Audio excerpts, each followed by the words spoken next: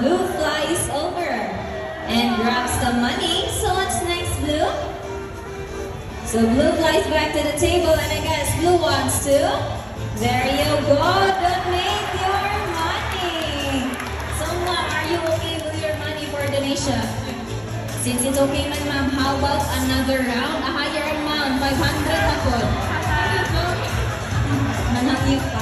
Joke right na to ma'am, it's all part of the show. So before we give you your money back, you'll have a photo op with our lucky bird for souvenir. So please stand right there and follow our trainer's instructions.